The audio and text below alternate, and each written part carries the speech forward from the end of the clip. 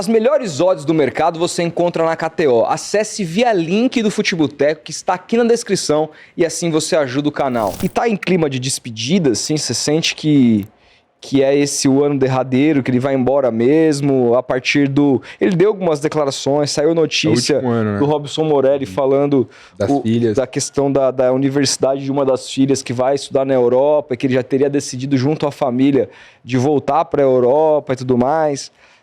Como é que tá o clima, assim? Você sente um ar de despedida nesse ano ou você acha que o contrato dele pode ser renovado até o fim do mandato da Leila? E complementando a pergunta, você acha que a janela que o Palmeiras fez, os reforços que a diretoria, por mais que tenha sido de uma forma meio atrasada, atabalhoada, que gerou uma certa crise ali na torcida, e os reforços vieram, você acha que com a chegada de mais reforços ainda, você acha que pode convencer o Abel a ficar também?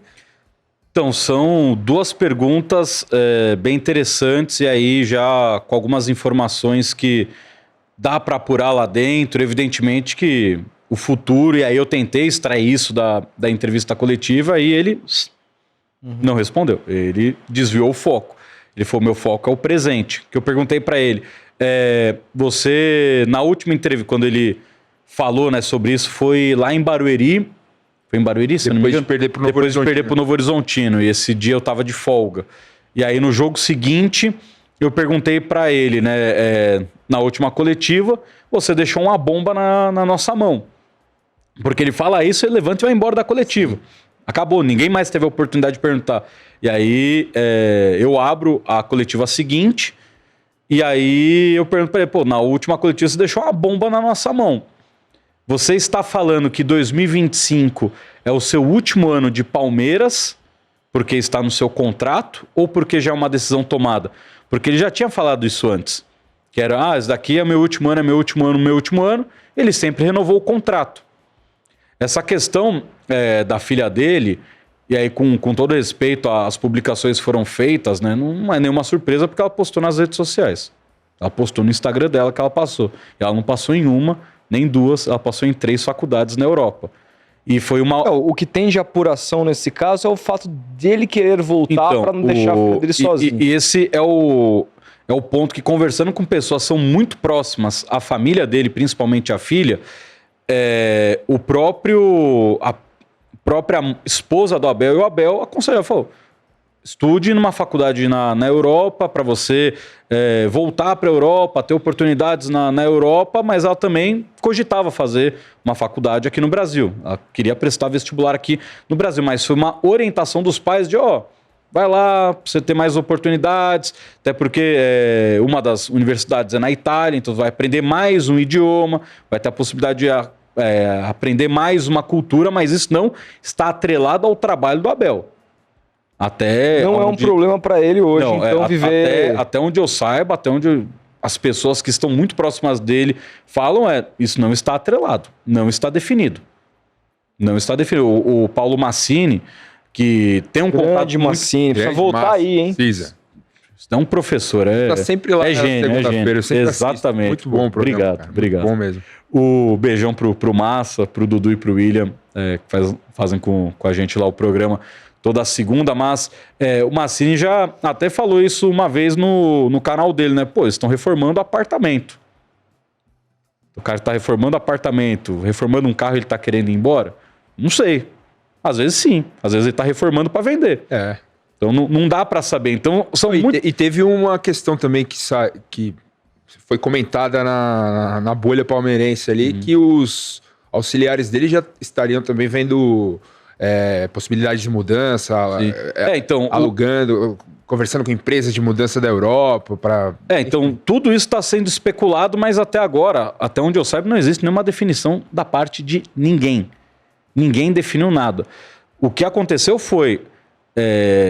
o Palmeiras tinha muita confiança, aí quando eu falo Palmeiras, a figura da presidente Leila Pereira, tinha muita confiança que teria uma renovação tranquila com a Abel até 2027, ao término da temporada passada, quando, pelo segundo ano consecutivo, termina o Campeonato Brasileiro, o Abel fica mais uma semana, ele, Anderson Barros e Leila, sentados todo dia batendo planejamento do ano seguinte, E aí por isso que o Abel volta, teoricamente, uma semana depois. Não é que ele voltou uma semana depois, ele tem uma semana a mais.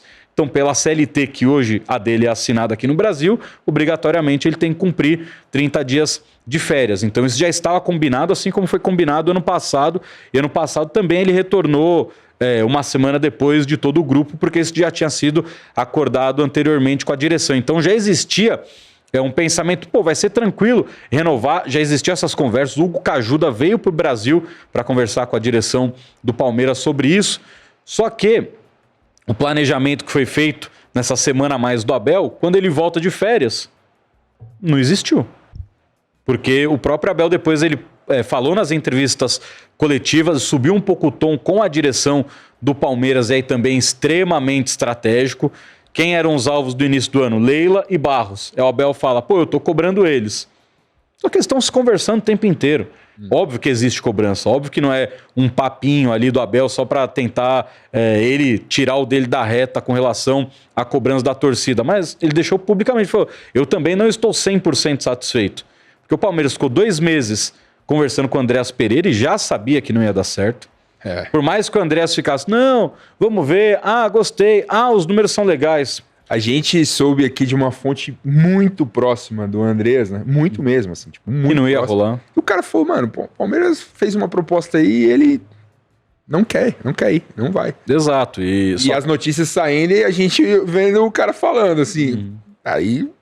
quando me bateram isso, tava todo mundo falando, não, o Palmeiras tá com expectativa. Eu falei, cara, expectativa do quê? Não vai vir, não tem como vir. Já perdeu tempo, né? Ele já se acertou lá, ele não vem. Depois ficou com pressão da torcida do Flamengo e não quis assumir esse compromisso. E aí o Palmeiras ficou 2 meses se enrolando nisso. Evidentemente, o Abel queria o Paulinho chegou. Queria o Facundo chegou. Mas o Andrés era um cara que ele queria, ficou enrolando, não veio. Matheus Pereira foi mais um que o Palmeiras foi só dar um bizu e o Palmeiras não conseguiu evoluir em nada a negociação com o Matheus Pereira. Então o Abel, quando ele volta de férias, eu pedi 5, 6, tem 2, sendo que um tá machucado. E aí? E o cara que trouxeram pro meio é o Martins, né? E aí ficou, e aí? Tipo, o plano C, assim. Que pareceu. Ele fala, ele quer que eu renove ainda? Então deu uma estagnada.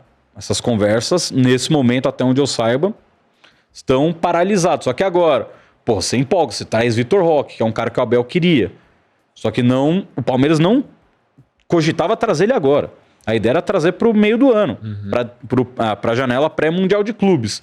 Só que a operação foi tão bem feita e o Barcelona estava tão lascado de dinheiro que o Barcelona quis antecipar tudo. O Palmeiras falou, se dá para antecipar, vamos antecipar. E aí, graças ao não do Andréas Pereira, o Palmeiras teve dinheiro para fazer o aporte agora.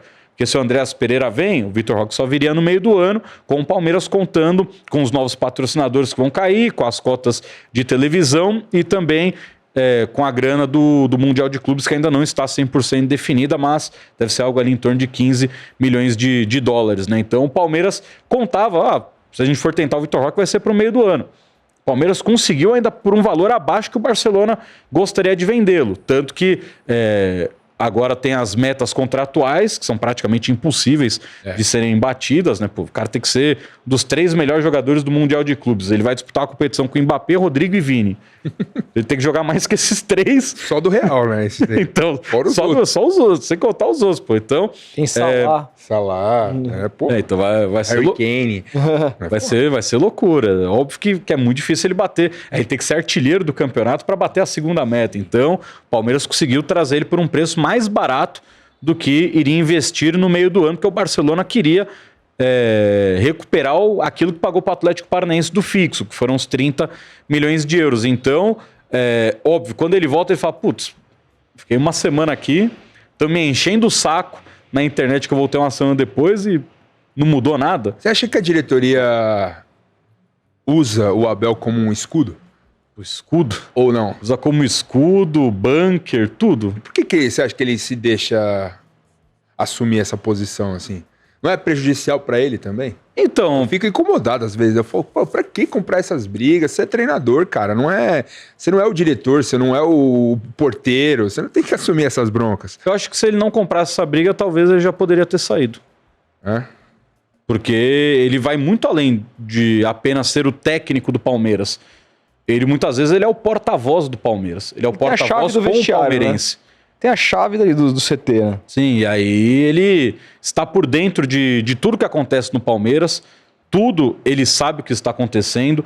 Tudo, se não passa direta, passa indiretamente por ele, porque passa pelos membros da comissão técnica. Então, o Abel, ele, no Brasil hoje, ele tem a figura daquilo que a gente vê na Europa do manager. Do cara que ele não é só o treinador em campo. O próprio Abel já falou isso. Ele se preocupa com o business do futebol, se preocupa com o quanto o Palmeiras está arrecadando e o quanto o Palmeiras vai faturar. Ele quer entender o futebol como um globo. Ele não quer chegar lá com a prancheta e falar, ó, você vai cair na ponta direita, aí se der, você fatia pro meio e bate. Na última coletiva ele cobrou o Inter, assim, entre aspas, né? Não citou o nome do Inter, mas ele falou, pô, tem clube aí que nos deve e quer vender o jogador mais caro pra gente e tal. Que técnico que fala isso? Nenhum, velho. E aí, ainda bem que o Inter tá devendo esse dinheiro, porque o Wanderson, com todo respeito, não precisava, mas o Palmeiras poderia chegar lá e falar, já que vocês não querem pagar, devolve o Wesley. Me devolva. Ou o contrato do Thiago Maia.